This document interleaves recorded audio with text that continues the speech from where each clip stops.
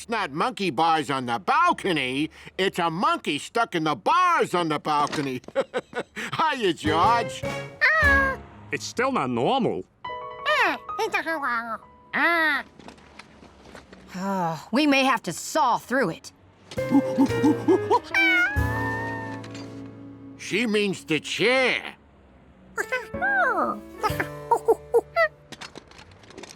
Let's use the spreaders. We'll spread the bars apart, and then you can just pull your foot out, George.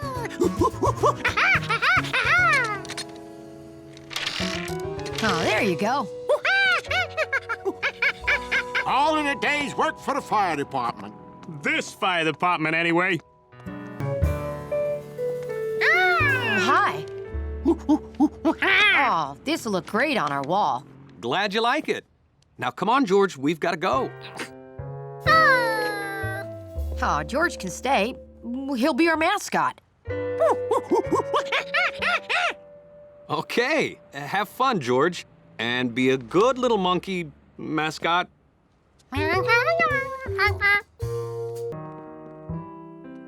There was a whole other room at the top of that pole. Rescue requested. A dog is up a tree.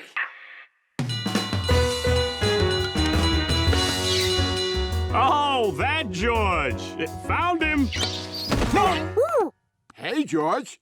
I found George.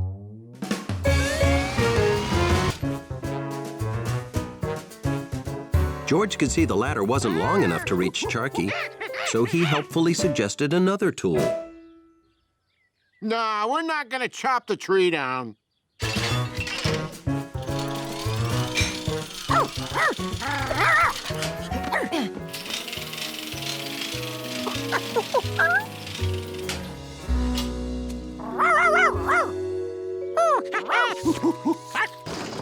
George found a big, flat rope. A rope this big must have something very important tied to the other end.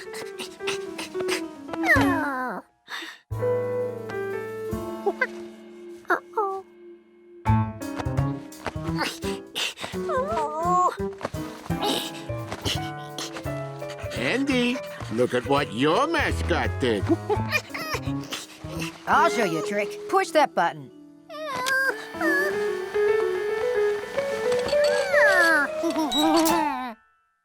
Okay, everyone, time for practice. Practice? This was a chance for George to see all that equipment in action.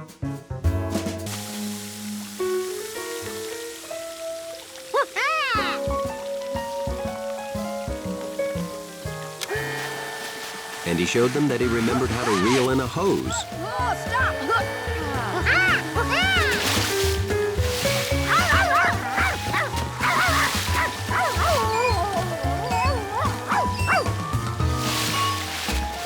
Maybe we're not ready for a mascot. Rescue request. A pigeon is stuck in a whale. Don't say it. And that sounded like a bad pigeon imitation Compass had heard before. That monkey has more friends than I do. He's free. He's gonna fly right out the window.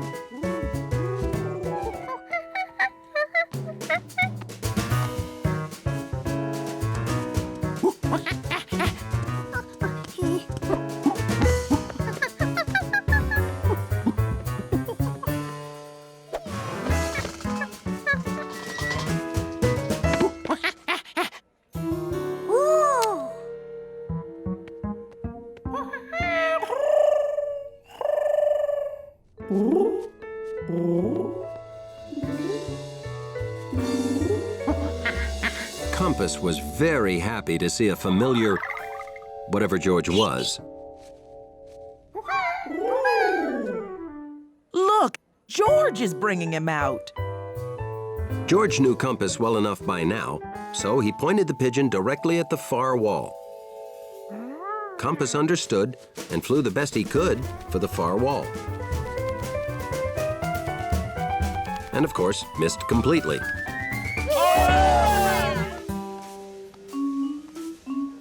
The mysterious rhombus. George wondered if he could make a rhombus. It didn't seem hard.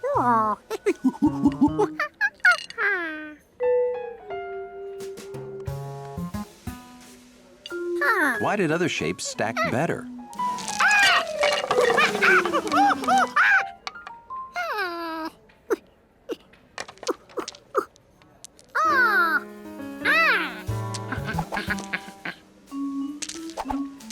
Maybe they went together by shape, not color. George concentrated on his work.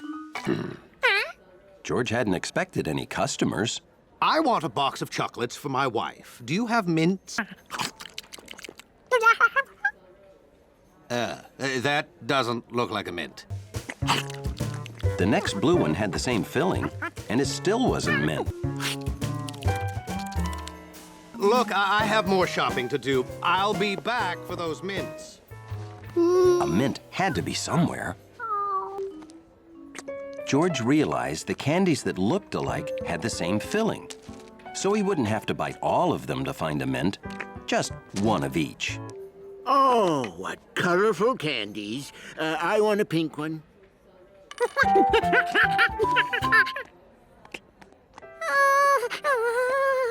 I'd like a black one.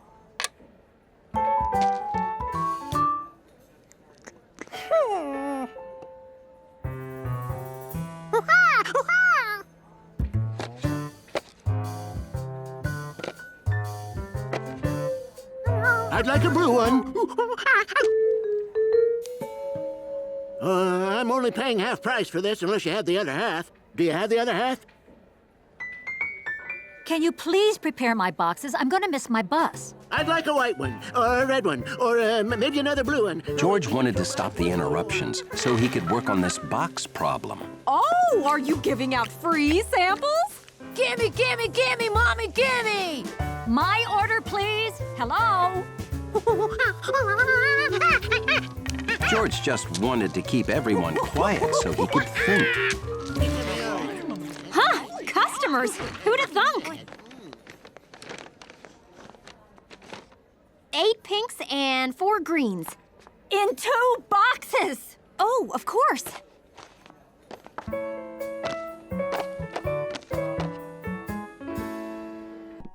Look at those. I have never seen blue candy before. These are amazing. First thing tomorrow, George, we are getting some candy. George didn't think Kaylee would be too happy to see him again. Oh, no!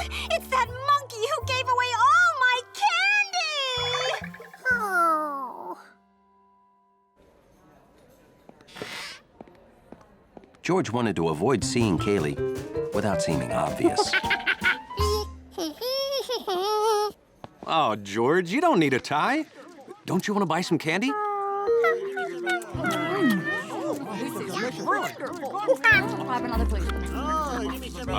Maybe we should have come earlier, huh? Oh, it's you! Hey, can you give me a hand? The free samples were a huge hit. Everyone's coming back to buy more. Let's get to work.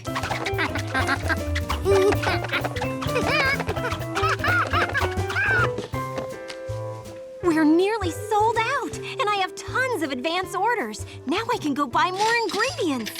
George, you are a sorting whiz. When we get home, you can organize the closets. Well, I'd better go get those ingredients. You can watch the counter, right? What?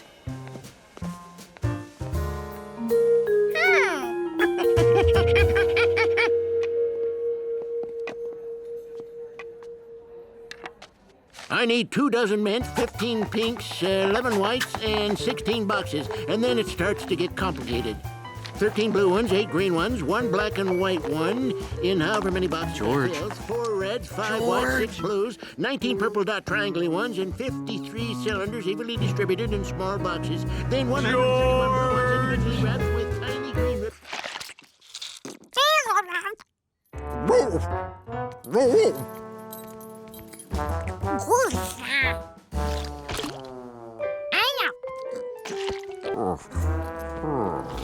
After all, A dog's lobby is his castle.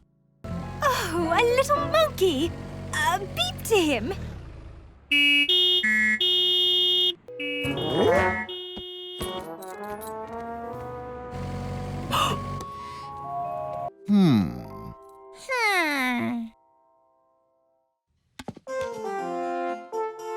Aha!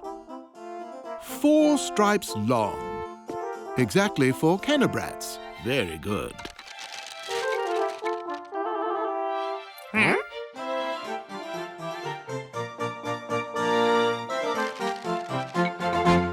The royal Bratvian birthmark, just as the princess said. Thanks for watching the lobby, Hundley. Oh, hi. Can I help you? Absolutely not. Now I blow the fanfare.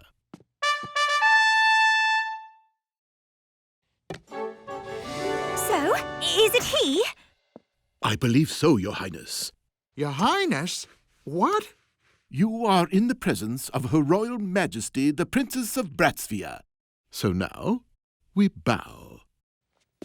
Wow, a real princess in our lobby. And now, we leave. Hey, wait a minute. You can't walk away with Hundley. Oh, we got carried away. This may be a descendant of the royal dachshund of Bratsvia. A royal doggy. I always knew he was special. We must adjourn to the royal quarters and complete the test. Only if I come with you. Welcome to my royal suite. George had been in parks smaller than the royal suite. Nice. It's very clean. And now Lord Percival can take his rightful place in his new home.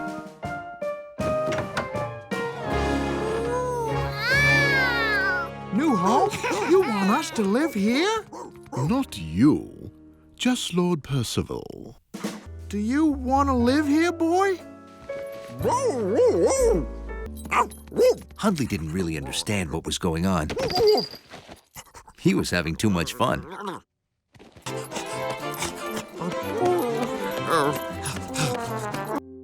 All that matters is that he's happy.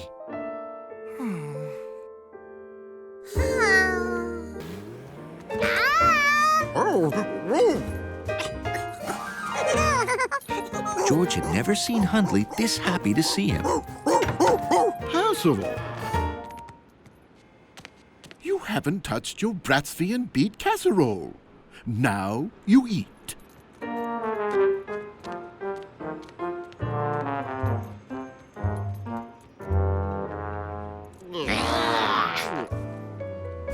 How could Hundley be unhappy? This was where he belonged.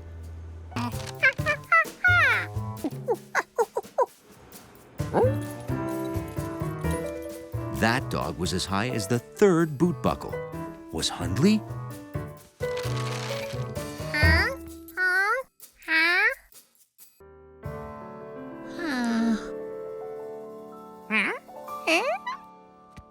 George never noticed that mark on Hundley before today. It smelled like jelly.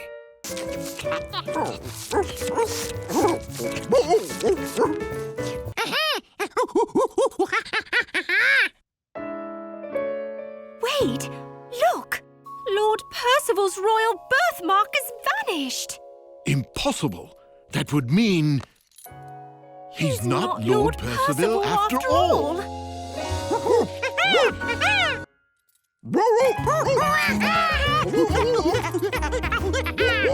Well, don't be too happy either. Please accept our gift of the Royal Bratsvian leek and gravy hoagie.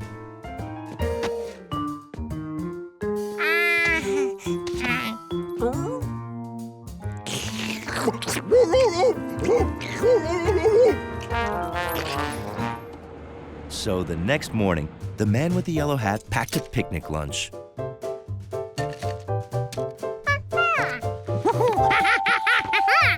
I I think we have all the ingredients it takes to relax one professor.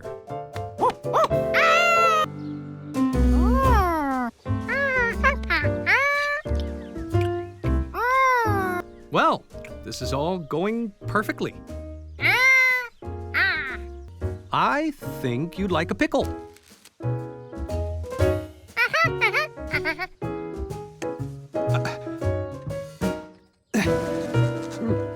Turn it like this.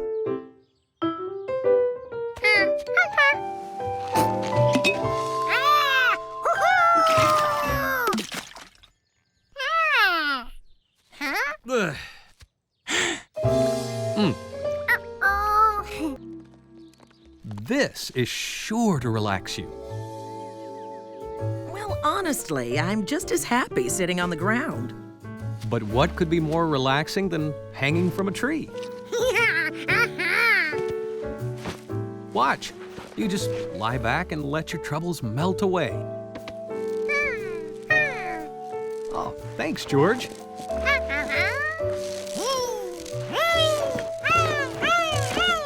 George? Whoa!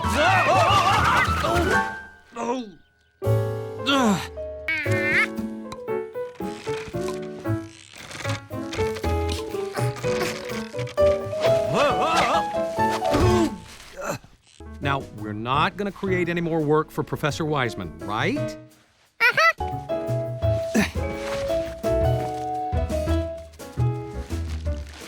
Feed the ducks. You too. Fun, relaxation, ducks. Okay, here I go. George, careful.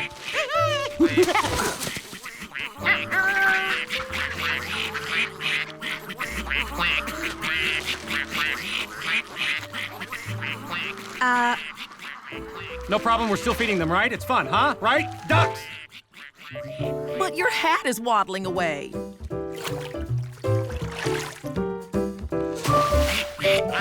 Oh, my hat. We can solve this problem. You shouldn't. I should. Okay, how? Aha! We can use the kite string to fish the hat out of the water. I just need a hook.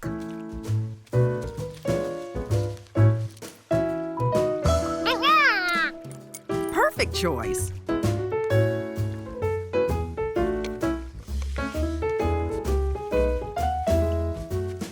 Okay, want to toss it, George?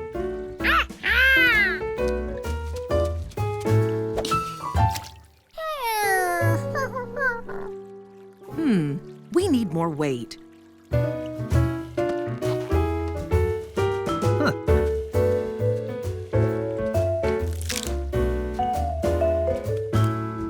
Okay, try again.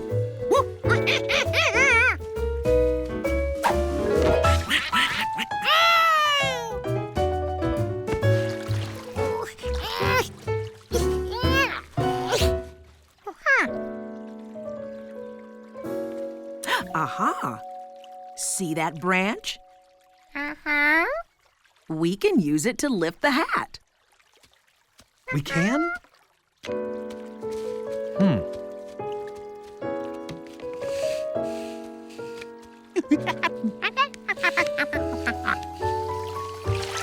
Fantastic. Oh, thank you. Thank you.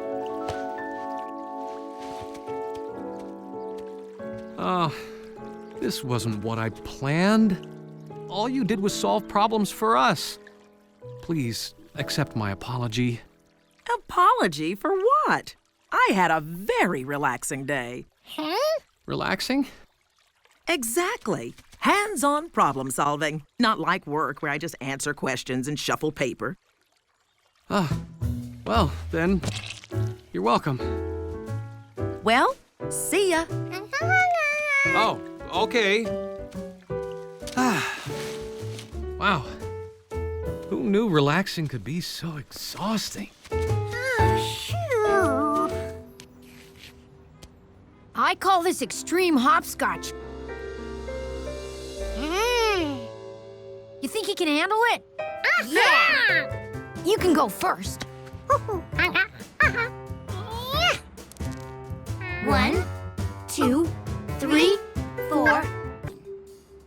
13? George had never counted past 12. What did 13 look like?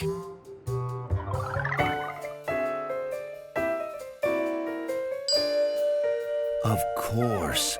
1 comes before 2, and 2 comes before 3.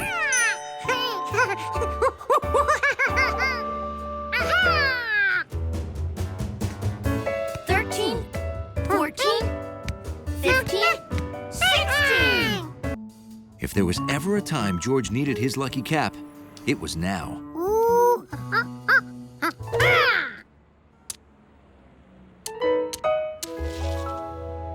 Whoa, lucky shot! I'll bet you could hop the most ultra mega extreme hopscotch board the world's ever seen. Oh. No lucky cap? George, what happened? Oh, your cap? I found it on the floor, so I washed it. Here you go.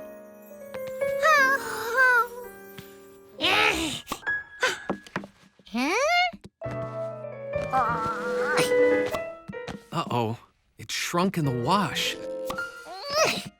George didn't want another cap, not unless it came with a good luck guarantee. He had to get his cap to fit. If George couldn't stretch the cap, there was only one thing left to do. But no matter how much he washed it, his head just wouldn't shrink the way the cap did. How could he hopscotch without his lucky cap? Hey, George, come on down. Everybody's waiting.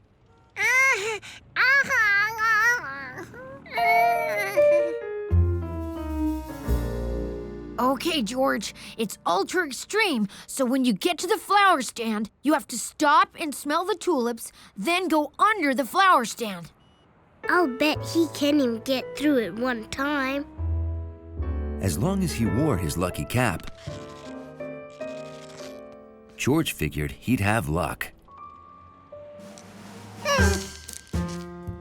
1, 2, 3, 4, 5, 6, 7,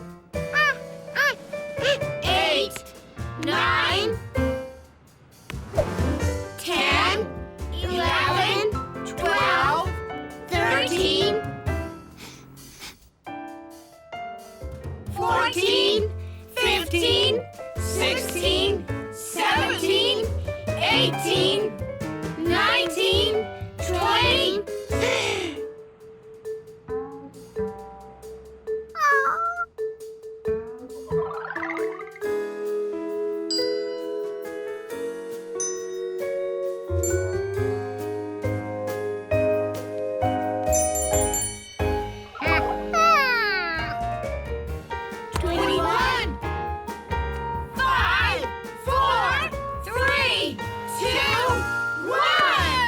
George made it, thanks to his lucky cap. George! This fell off before you started. It's a little small. Huh? He'd hopped Steve's most monstrous, ultra-extreme game of hopscotch without his lucky cap. That monkey's awesome! George didn't need to be lucky to be good.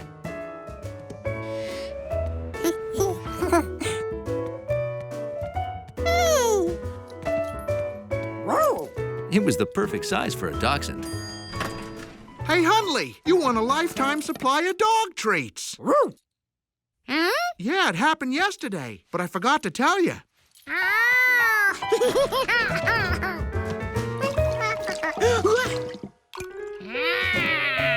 Hey, lucky catch. But George knew luck had nothing to do with it. Okay. Hundley and the doorman had built the most amazing train set ever. There was a future town, a farm town, and even a mountain town. The western town goes right there. Relax, Hundley. George and his friends will be very careful. Sure. Absolutely. But before Hundley knew it, the West was done. Uh-oh. The track is missing a pin. See? There it is. Oh, excuse me. Sorry.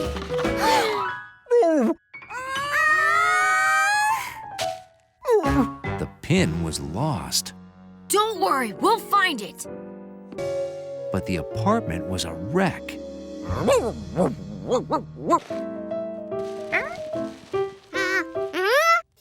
Hey, good idea, George. We can make sifters with our fingers.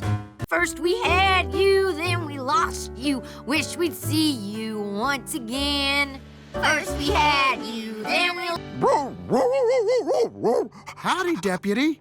Time to mosey over to the tracks. The deputy was confident it would all go without a hitch. But suddenly, a stranger rode in.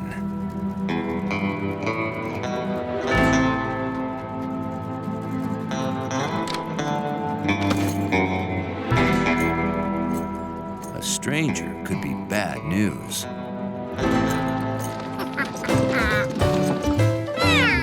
Want to come see the train tracks get joined? Citizens of Prairieville, welcome to the ceremony for the joining of the rails. What? Oh dear, I've lost the pin. Here it is! Sorry. Excuse me. Oops. Oh no! Need a hand, partner? We feel just awful about losing the pin. This is hopeless. The deputy thought she might be right. There was too much sand. Then the stranger realized all they needed was a sifter. Something with holes that would let the dirt out but keep the pin in. Suddenly, the stranger knew what to do. If he wanted a sifter with holes the right size, he'd have to make it himself.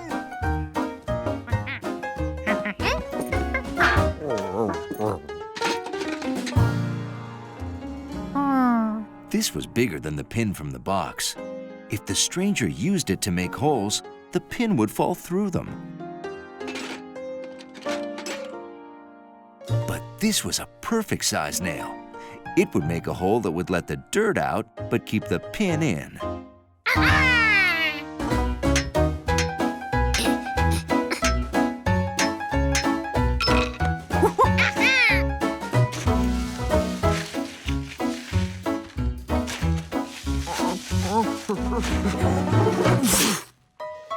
Well, I'll be. There it is. Great job, Deputy.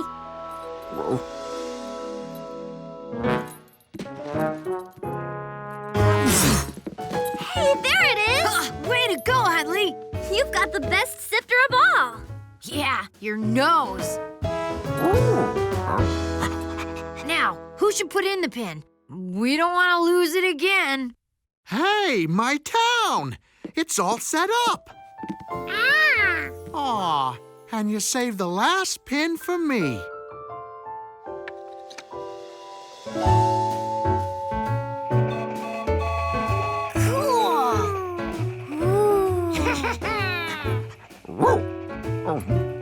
Hundley was happy the train was back on track. This is great! And I've got the perfect name for it. Hundleyville. What do you think of that, Hundley? Hundley? Prairieville was neat and clean, had the best sheriff you've ever seen. Today was a busy day at George's apartment. Professor Wiseman was coming to dinner, and the man with the yellow hat wanted everything to be just right. I have an idea. Why don't I finish getting the apartment ready and you go to the store? Great. Let's make a list. Okay, I need carrots for my famous carrot cake.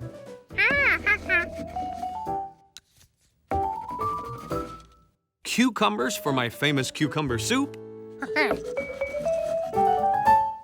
And apples for my famous bowl of apples.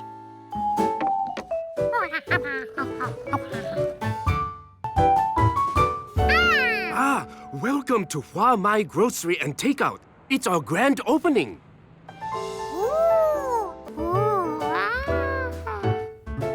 George thought the food looked delicious.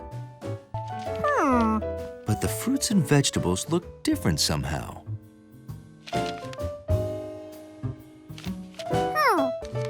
Next on the list, red round apples. Now this looked like an apple.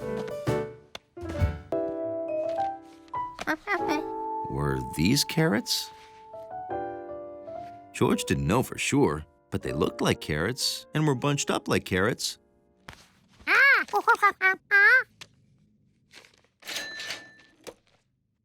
Here you are. Thank you very much. But this is a pomegranate, George, not an apple. Huh? Yes, and I don't know what these other things are.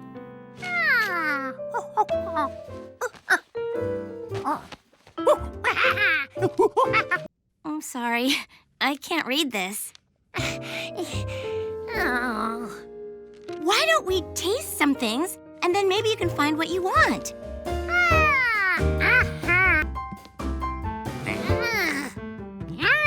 Even the ones that smelled bad were delicious. George wasn't sure what he had bought, but he knew it all tasted good. Yeah, that's great. Then would you slice the cucumbers into the soup and put the apples in the fruit bowl? Thanks, George. What is that awful smell?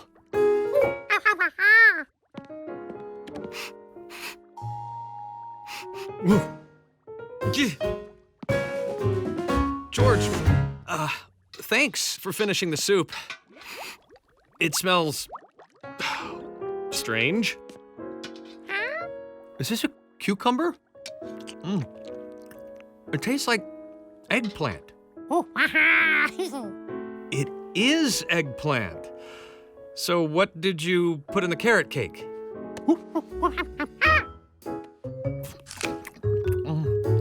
Is this some kind of radish? Radish cake and eggplant soup and a smelly fruit bowl. Interesting. George couldn't understand it. Well, we still have, 10 minutes. Oh well, I guess we should just order takeout. Huh? Ooh, yeah! George! Perfect timing! George? Is that your name? Hello. I am Win Kwang An, owner of the Hua Mai Grocery and Takeout. This is my wife, Hua, and daughter, Mai. Oh, well, hello. Hi. We've brought you eggplant curry, bun tit nung with nuk kyum, a fish sauce with daikon radish. Ooh, I love that sauce. Bitter melon soup?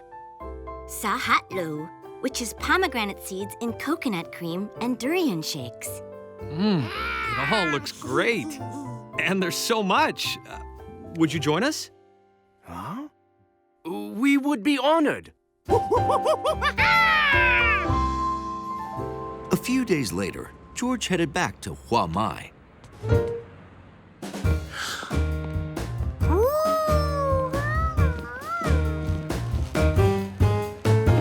Here you go. Hi, look at all our takeout customers. Someone's been talking. Me! I told everyone I know about how great the food is, and I know a lot of people. But don't worry, George. You'll always be customer number one.